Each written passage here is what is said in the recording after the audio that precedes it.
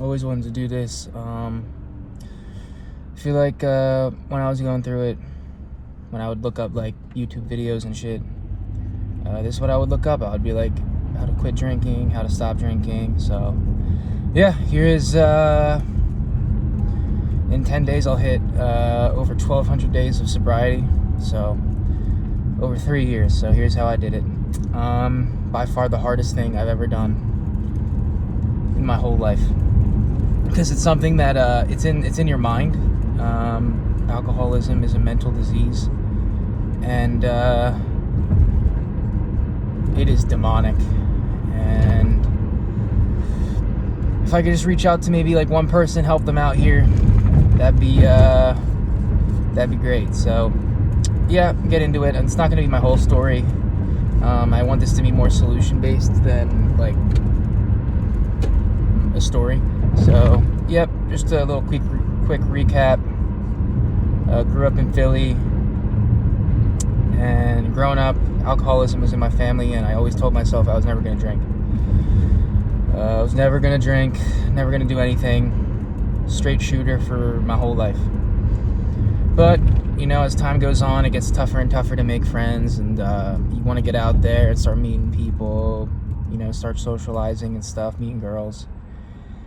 And I lasted till 20 till I caved, you know, 6 months before my 21st birthday. And the first time that I got drunk, I don't know if anyone can relate, but I literally felt like when I got drunk, I thought that that's how people felt normally. Like normal people. I thought that's how they always felt. Like it made me feel normal for like the first time in my life. And when things have that type of power over you, side note, I want this to be a more in-depth look into alcoholism, not just like, oh, here's like 3 tips, 3 cons to like quit drinking, or like, oh, here's the benefits. Like, nah, like this can go extremely, extremely deep, metaphysically, spiritually, emotionally, mentally. And I want this to be a little more in-depth look at it. But I digress. So it only took me about the second time I drank, completely blacked out for 6 hours. Like problems. And it only took me a year for me to start drinking alone. And it just progressed on from there. My junior year was fun, but things started to creep in where it was a problem. For example, like, and I started to get those feelings like anytime I drank or used anything, massive like regret, massive shame, guilt, and it would just make everything worse. And it would make everything worse. And how do you fix that? Drink more.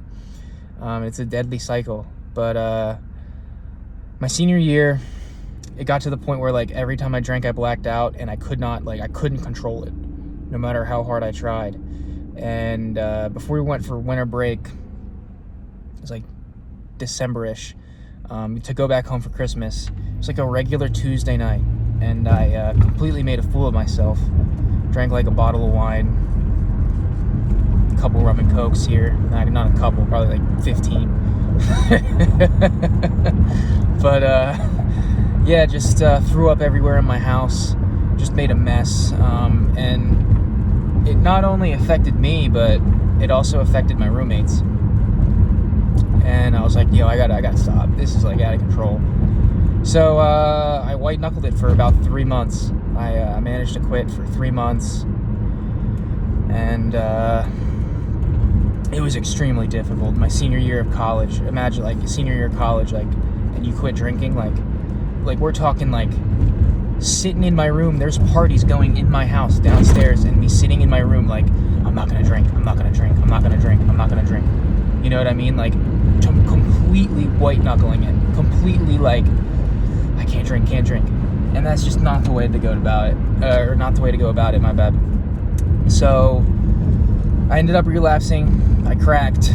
It was, I thought I could have one drink during my birthday. I could not have one drink during my birthday. It was it was a mess. But that relapsed was really bad because it got worse. So instead of like binge drinking on the weekends like I was doing prior to like the 3 months of sobriety, I started drinking like every other day. And that's just so taxing on your body, so taxing on your mental, because you always have alcohol in your system. Like, it's either you're fighting a hangover or you're getting drunk. Like, you always have it in your system. And I just muscled through my senior year. And yeah, there was a couple of situations where like it was fun. Like, I'm not gonna lie, like it was fun. But I think that was more so because it was my senior year and there was a lot of activities that conduced that type of environment for it to be fun, like once in a lifetime type stuff where it was like, oh, you're graduating with your friends and stuff like that. But yeah, I managed to do, so right after I graduated, I managed to do a month sober, and then I went back to my college town to get the rest of my stuff. Oh, someone left, like from graduation, someone literally left a bottle of champagne in the fridge, and I couldn't help myself. Someone just leaves a bottle of free champagne. I mean, you gotta get those mimosas going, you know what I mean? But no, all jokes aside, blacked out again, really bad. And by that point, like I'm fighting. Like, this is like, if it's at this point when I was like in my early 20s, like I quit when in my early 20s, so if it's at this point now, like how bad does it get in like 2-3 years? And I just had to be honest with myself and look myself in the mirror and be like, yo, like if it's this bad right now, like how bad is it gonna be when I'm like 20, 28? How bad is it gonna be when I'm like 30? Like scary thoughts. And I kind of hit a bottom. Last time I drank was at a Phillies game, and go Phils. They're in the NLCS right now, not a big deal. But I was at a Phillies game and I had 7 White Claws. And if anyone's been to a ball game recently, especially in a stadium in the US, y'all know that those things don't run cheap in a stadium. So we're talking like $11 a pop. So with tax and everything, I probably spent about $80 that day just on White Claws. And it was $80 that I just didn't have, and I was super pissed off at myself. And it's not, I got drunk, but I didn't get like that drunk. It was like that evil limbo of drunk where you're like, you're just apathetic towards life, I feel like. But it was bad. And it was a bad situation that I was in life. And I remember my friend dropped me off from the Phillies game, went on my mom's couch, and just literally my mom had above the couch, she had a mirror, like a big mirror in the living room. And I just looked at myself in the mirror and I had to be honest with myself about where I was in my life. No job. I had a little bit of savings, but I wasn't dead broke. But I mean, basically no streams of income, you know. No promise of the future. And I've always had goals and things I wanted to accomplish. For example, like I wanted to move to California right after school, and it was a big gold mine, and it was going to be a big risk. And I knew that, dude, if you keep doing this, like you're not doing shit with your life, homie. Like you're full of shit about everything. Like you're just full of shit about everything that you want to do. And just had to be completely honest with myself, and I had to not only to accomplish that goal of like moving out west to California, but also doing things like what I wanted to do with my life. Not just with that, but like with my career and with everything else. I had to just be completely honest with myself, which is the worst. Probably it's the best thing and it's the worst thing, because it's real. When you get all that alcohol out of your system, because alcohol makes you really delusional. It makes you think things that aren't real. It makes you think that you can do things that you just can't. Like, it's the same thing as like when you think you can like a good way it makes you delusional is like if you see a cute girl and you want to go talk to her, it makes you delusional in the fact like, oh dog, she's gonna fucking love me. She's gonna love me. but that applies to, it makes you apply to other things in life that you can't be delusional about. Like, you can't be delusional about, like, yo, I want to run this business. Oh, I can, and you have a couple drinks. Oh, I can do it. No, you fucking can't, homie. You cannot. Like, delusion. But I digress. So I was sitting in my mom's living room on the couch, and I just came to the realization, I don't know if it was like a higher power or like God, but I had this thought pop in my mind, and it was the person that you would become wouldn't even be close to the person that you could become if I quit. Like, the person, if I quit drinking, 5 years down the line, what would my life look like? Like, how would it look like? And if I didn't quit drinking, what would my life look like? And I came to the realization that obviously if I were to quit drinking, that the person that I would become when I quit would be leaps and bounds ahead of the person that I would be if I just stayed drinking and partying and partaking in bad habits. So right then and there, that thought, it just realized I gotta quit. And it was really tough. First month was tough. Second month was a little bit better. And then the third month through the... Wait a second here. I gotta fix this. Third month through...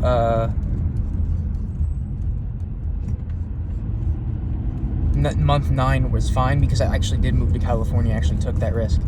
And I did it. And I was so busy, though, with, like, getting all my shit together with moving here, especially moving across the country, that I was just so busy that I didn't even think about it. Like, I was just so busy. I was so engaged with what I was trying to do that I didn't even engage about it. But once I got settled in, you know, those thoughts start creeping in again. Oh, you got a little bit of change left. You got a little bit of cash. Like, what are you going to do? And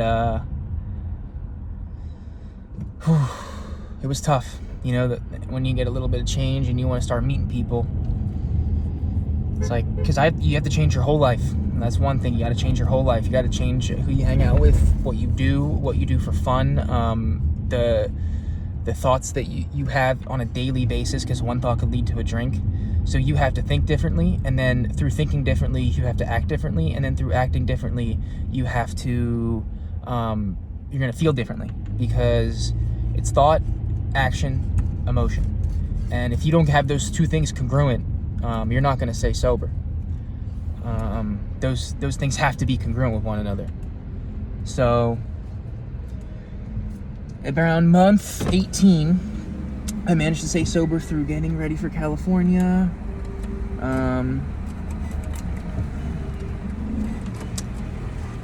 And then the pandemic hit, and it kind of saved my life, because I knew that I had a function back at home that I was going to go to, and I knew I was drinking at that function. Like, I knew it.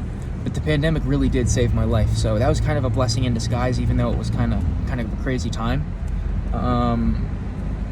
It did save my life.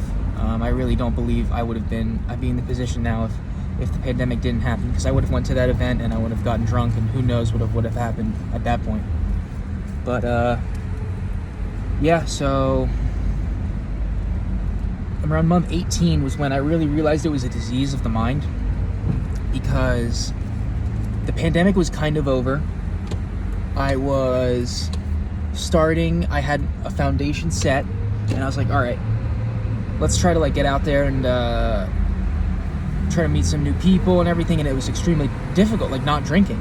So what I did was that I had this another decision to make, and I could either go back to what I was doing and make friends that way, drinking, partying, and stuff like that, or I was like, what can I do? Like, what can I do?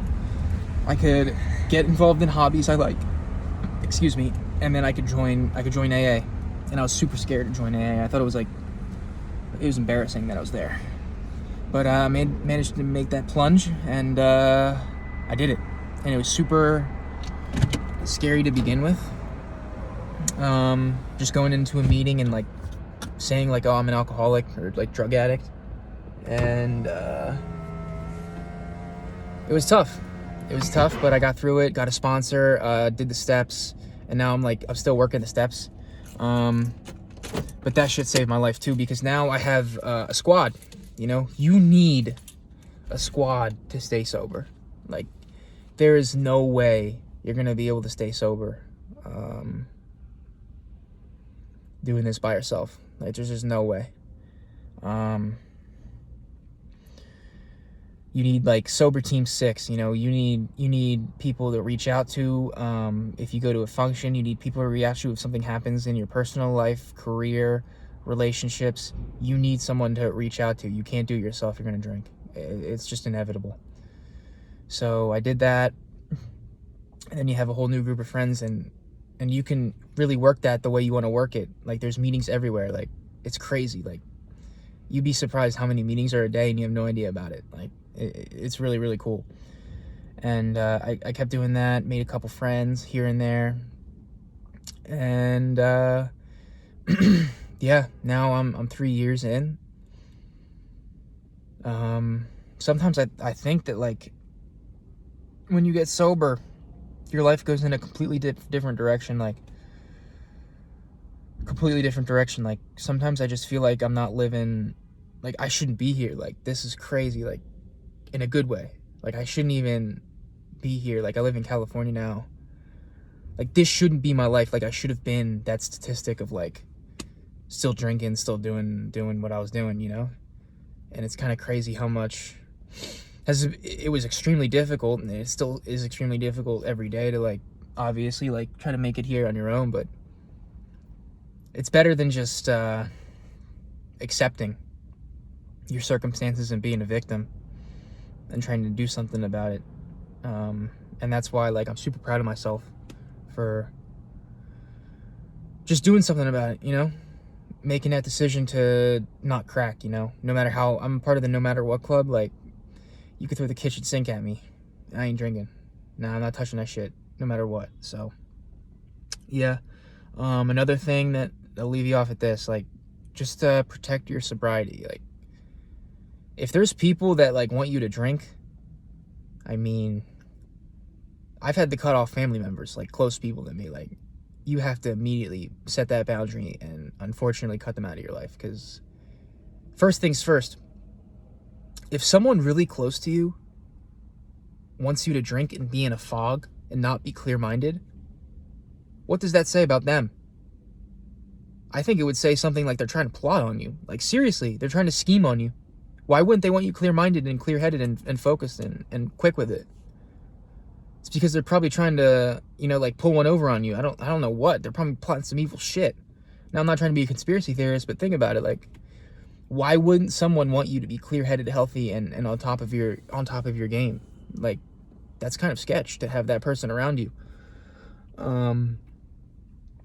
Yeah, protect your sobriety at all costs, you know? Like I say, I don't know if there's any, like, Lord of the Rings fans out there, but, like, you know how Sauron has Mount Doom? Dude, yo, that man protects Mount Doom. Like, he's got the orcs, he's got the Uruk-hai, he's got spiders, he's got fucking spells and shit.